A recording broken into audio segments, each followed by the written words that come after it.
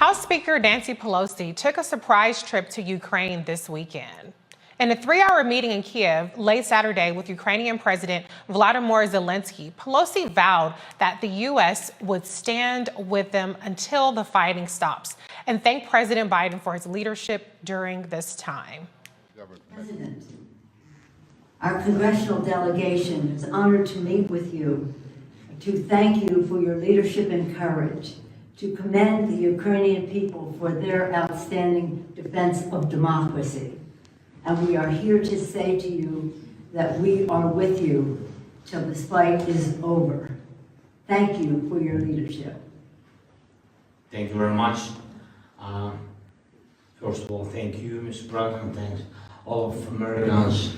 Great honor to see here your team, to see Congress members, and to see Madam Speaker.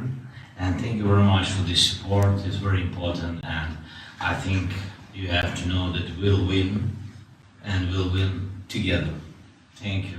Great honor. Thanks a lot. We are here until victory is won. Pelosi told reporters in Poland Sunday she was proud to deliver the message of solidarity to the besieged nation. Biden administration is also providing financial support to the war-torn country. Last week, President Joe Biden urged Congress to provide $33 billion in aid to Ukraine's fight against Russia. I'm going to go back to the panel on this. You know, it's interesting. First of all, Speaker Pelosi picked a great time to sneak out because all eyes were on the White House Correspondents' Dinner, or also known as the Nerd Prom, this weekend. But on the specific topic of aid, it's interesting because from what I've been reading, the aid itself is not something that is in question in terms of the bipartisan support for it. It's the Democrats trying to tie $10 billion in COVID relief to the aid of Ukraine that's actually jeopardizing both. Dr. Malveaux, isn't it interesting that there's bipartisan support in supporting Ukraine, yet not so much in providing additional COVID relief here at home?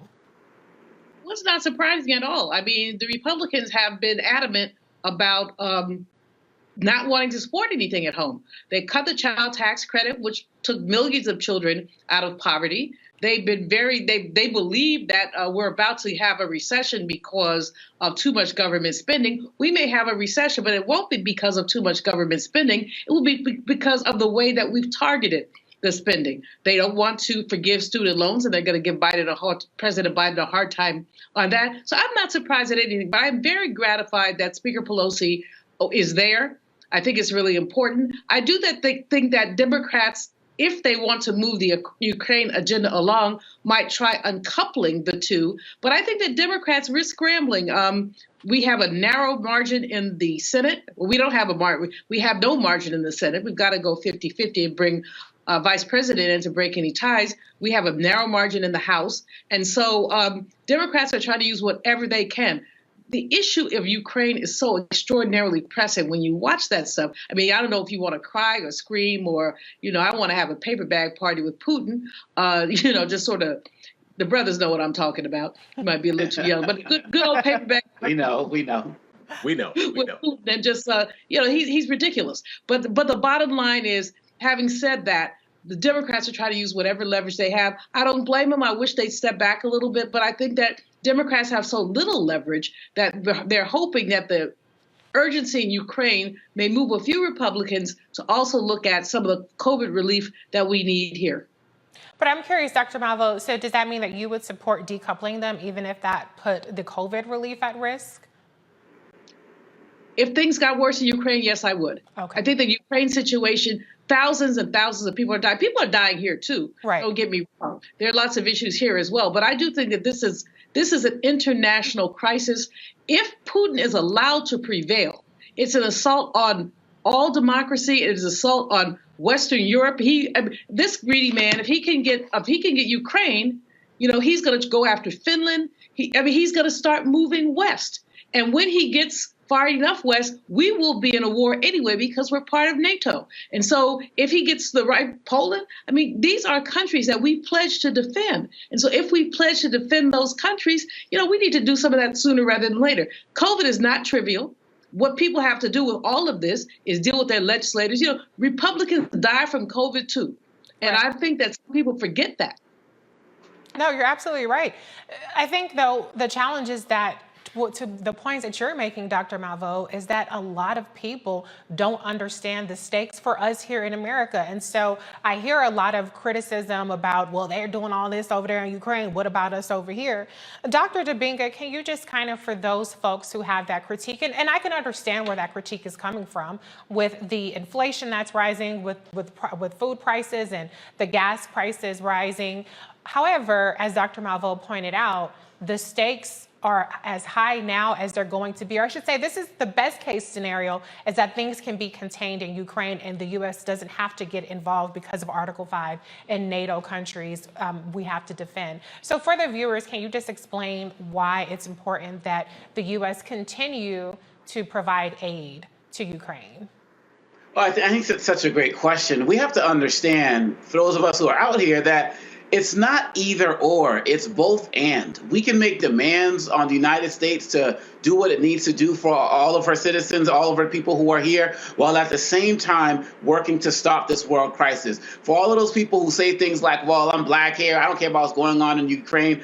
Part of what's happening with inflation in this country right now is because of what's going on in the Ukraine. I was seeing a story this morning about how much of what Ukrainians were producing was going to help feed countries in Africa and other parts of the world where hunger is an issue. So there's another global issue that's going on as well. And so people need to realize that, and Dr. King spoke about this, decades ago, about how we're part of a global economy. So we can't have this myopic view of whatever's going on right in front of me is all I'm going to care about. Because when you're at the pump, there's Ukraine going on. When you're talking about inflation happening, there's Ukraine going on. And so we can do two things at once. Because look, if the United States Congress can produce $33 billion for Ukraine, yes, they can produce money for our streets. They can produce money for COVID relief and all of that other type of stuff. But when people are suffering, my parents are Congolese. I've been dealing with the genocide in our own country for over a decade as well. I've been to almost 30 countries. I've been in refugee camps. I've lost family members to war who I met on the same day who died on the same day I met them. I've seen this stuff firsthand.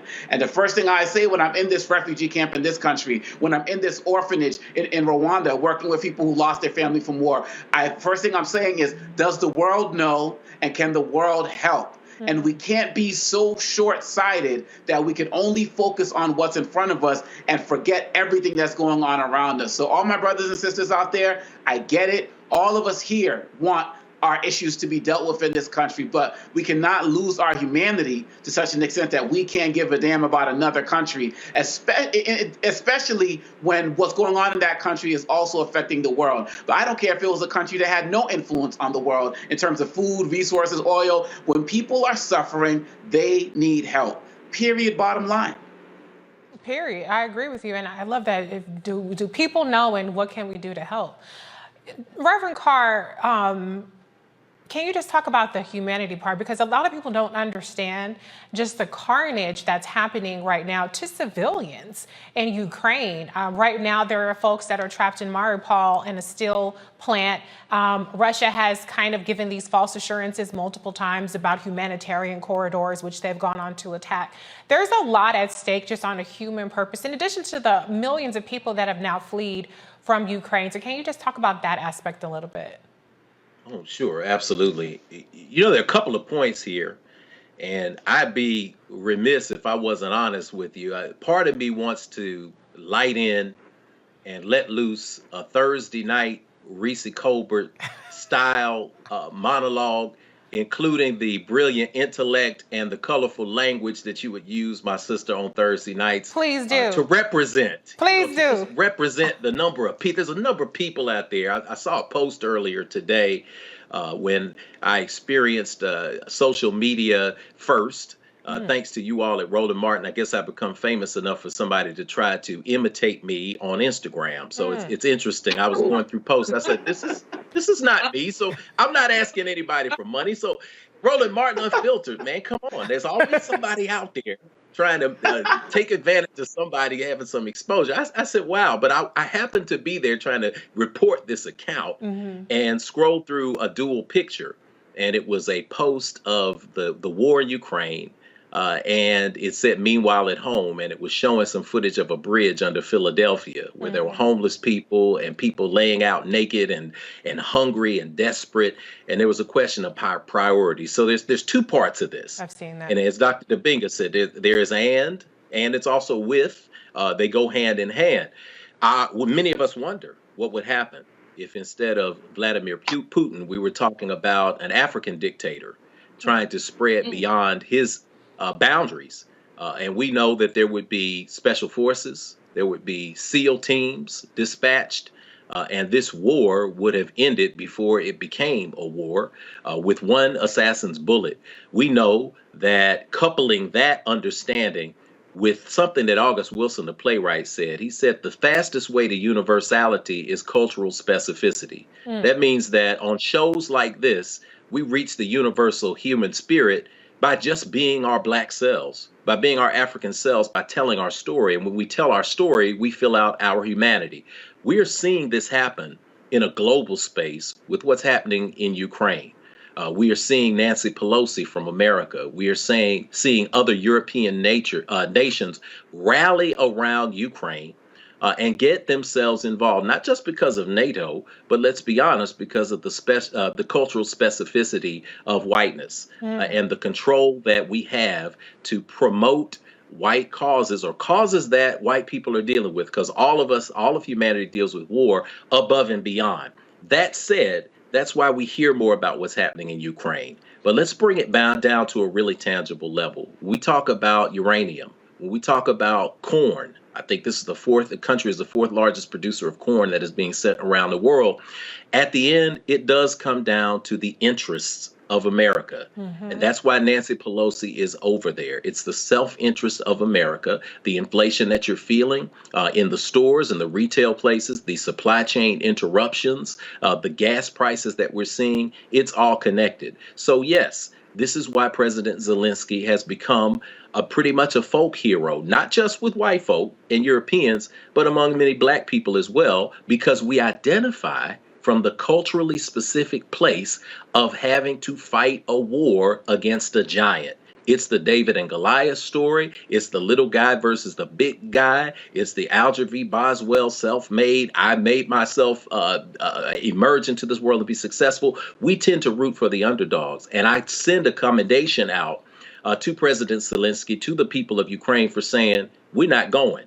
And there's something that we all relate to in that statement. We're not going. And when we say we're not going, we also have to put pressure on the United States government to make sure that they take care of business at home. So we can't invalidate people who say, well, I don't really care what's happening in Ukraine because I'm trying to pay my rent.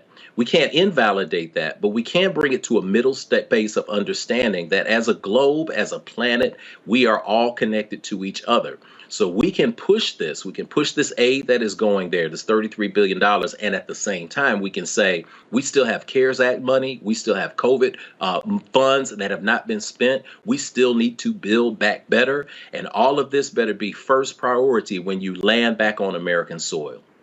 I couldn't agree more, Reverend Carr. I mean, at the end of the day, we can't discount people because, first of all, we need all those people in the fold, particularly politically speaking, because everybody who goes out to vote is not a diehard one person or, one party or another. There are a lot of people who more casually view politics, but they more closely view their pocketbooks. And so sometimes you do have to put things in terms of what's in it for them or what they have to lose, depending on the different circumstances that could happen with, what's happening in Ukraine or around the world. So thank you for breaking that down for us. We're going to go to a story in Connecticut. All right, folks, back to that Roland Martin Unfiltered video in just one moment. Folks, Black Star Network is here. Hold no punches. I'm real revolutionary right now. Support this man, Black Media. He makes sure that our stories are told. Thank you for being the voice of Black America, Roland. Stay black. I love y'all. All momentum we have now.